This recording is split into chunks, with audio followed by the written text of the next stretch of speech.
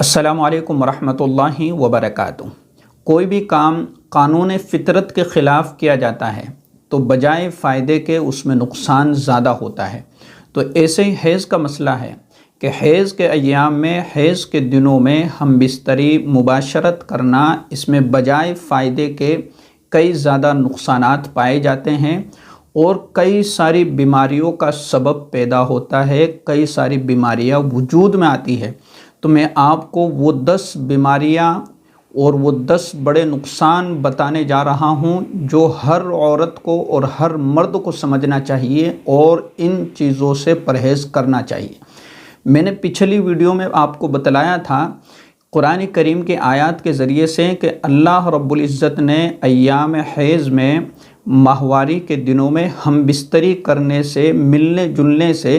अल्लाह रब्बुल इज़्ज़त ने इस अमल को हराम करार दिया है। और यकीन जानिए कि अल्लाह रब्बुल इज़्ज़त की इसमें हिकमत है और आज ये सब बातें हमें समझ में आ रही हैं कि क्यों अल्लाह रब्बुल इज़्ज़त ने इस दौरान हम बिस्तरी से मना फरमाया है। तो वो 10 बीमारियां मैं आपको बता रहा हूँ, हर मर्द औरत को समझना चाहिए, वरना वो ज़िंदगी भर पछताते रहेंगे, ज़िंदगी भर डॉक्टरों के चक्कर लगाते रहेंगे, लेकिन वो हमेशा परेशान ही रहेंगे। सबसे पहली और सबसे बड़ी बीमारी कि औरत का जो रहम होता है, बच्चादानी होती है, वो बड़ी नाजुक होती है और इन दिनों में अय्याम हैज़ में हम बिस्तरी करने की वजह से उसमें सूजन पैदा हो जाती है, उसमें सोजिश पैदा हो जाती है कि जिसकी वजह से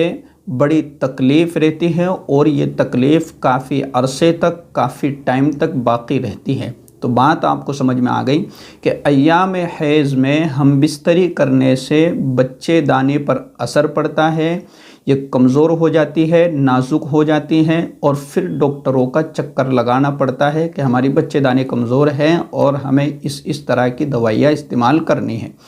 दूसरी सबसे बड़ी बीमारी कि औरत के आज़ाम में शदीद किस्म का दर्द होता है, हाथों में, पैर में, कमर में और इसी तरीके से नाफ के निचले हिस्से में सख्त किस्म का दर्द शुरू हो जाता है। ये सख्त किस्म का दर्द शुरू हो जाता है और ये दर्द बाकी भी रहता है। कमर में दर्द है, हाथ में दर्द है, इसी तरीके से पैरों में दर्द है, पिंडलियों में दर्द है, सर में दर्द है। तो अय्याम हैज़ में इस अमल से हमें परहेज़ करना चाहिए, बचना चाहिए। तीसरी सबसे बड़ी बीमारी कि हैज़ का फासिद मवाद रहम में चला जाता है जो सोजिश का शिकार बन जाता है। अब देखिए कि हैज़ के अय्याम में हम बिस्तरी की वजह से जो फासिद खून निकलता है, जो गंदगी निकलती है, तो वो रहम में चला जाता है, बच्चेदानी में चला जाता है कि इसकी वजह से रहम में सोजिश पैदा होती है, यानी सूजन पैदा हो जाती है और उससे काफ़ी तकलीफ़ भी होती है और काफ़ी दर्द भी बर्दाश्त करना पड़ता है। फिर उसके बाद चौथी जो सबसे बड़ी बीमारी पाई जाती है कि हैज़ की हालत में सोहबत औरत को बांझ बना देती है। हाँ, इसकी वजह से कि अगर कोई मुसलसल और हमेशा अय्याम हैज़ में हम बिस्तरी करता है, अय्याम हैज़ में मुबाशरत करता है, तो इससे औरत बांझपन का शिकार बन जाती है,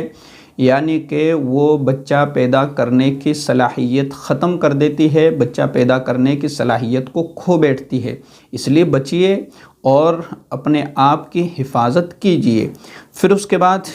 ऐसे हालत में सोहबत में खून के ज़्यादा बहने का सबब बनता है। अय्याम हैज़ में हम बिस्तरी और मुबाशरत करने से खून के निकलने में शिद्दत पैदा हो जाती है, ज़्यादा खून बहने लगता है कि जिसकी वजह से औरतों को भी काफ़ी इसमें मुश्किलात का सामना करना पड़ता है,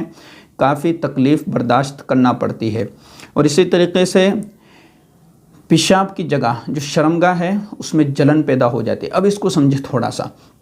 देखिए, जब अय्याम हैज़ में ये अमल किया जाता है तो वो जो हिस्सा है वो बड़ा नाजुक हो जाता है और पेशाब की जगह है उसमें जलन पैदा होती है और ये जलन हमेशा मुसलसल बाकी रहती है। ये आपको यकीनन मालूम होगा और इस अमल से बचने की कोशिश कीजिए कि औरतों को इसमें बड़ी तकलीफ़ें होती है और फिर इसका जल्दी इलाज भी नहीं मिल पाता, इसका जल्दी इलाज मुमकिन भी नहीं होता है کہ پیشاب کی جلن کو کس طریقے سے ختم کیا جائے۔ تو اس عمل سے بچیں گے تو یہ ساری بیماریاں ہماری پیدا نہیں ہوگی۔ اگر ہم یہ عمل کرتے رہیں گے تو یہ بیماریاں ہماری بنتی رہے گی اور بڑھتی رہے گی، اور اس کا کوئی علاج ہمیں جلدی ملے گا نہیں۔ اس کے بعد پیشاب کے نظام میں امراض کا سبب بن جاتا ہے، یعنی مسلسل اور تسلسل کے ساتھ یہ عمل کرنا ایام حیض میں گویا کہ پیشاب کی بیماری پیدا کرتا ہے، اسی طرح زیادہ پیشاب لگنے لگ جاتا ہے اور بہت ساری بیماریاں پیدا ہو جاتی ہے، گردے خراب ہو جاتے ہیں، گردوں تک اس کا اثر پہنچتا ہے۔ تو میں نے آپ کو 8-10 چیزیں ایسی بتلائی ہے کہ جن کا خیال کرنا، جن کا خیال رکھنا بہت ضروری ہے، اور میں نے قرآن کریم کی آیات کے ذریعے سے پچھلی ویڈیو بنائی ہے، اس کو سنیے، دھیان سے سنیے، ڈسکرپشن میں لنک دے دوں گا، آپ کو بات سمجھ میں آ جائے گی، اور انشاءاللہ آپ کو یہ ساری باتیں سمجھ میں بھی آ گئی ہوگی، اور آپ کو ان تمام چیزوں کا تجربہ بھی ہوا ہوگا کہ جو لوگ اس طرح کا عمل کرتے ہیں ان کو یہ پرابلمز، ان کو یہ بیماریاں شروع ہو جاتی ہے۔ اس لیے ہمیں پرہیز کرنا ہے، ہمیں احتیاط کرنا ہے، اور جو قانون فطرت ہے، جو اللہ کا قانون ہے، اللہ نے جو باتیں بتلا دی ہے،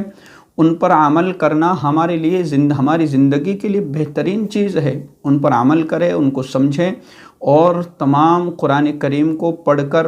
اور اس کو سمجھ کر اپنی زندگی میں لانے کی کوشش کریں گے تو انشاءاللہ ہماری زندگی بہترین گزرے گی۔ اللہ رب العزت نے انسانی بیماریوں کا تمام علاج قرآن کریم کے اندر رکھا ہے، لیکن ہماری کمزوری یہ ہے کہ ہم یا تو پڑھتے نہیں ہیں، یا ہم سمجھتے نہیں ہیں، یا ہم اس پر عمل نہیں کرتے ہیں۔ السلام علیکم ورحمۃ اللہ وبرکاتہ۔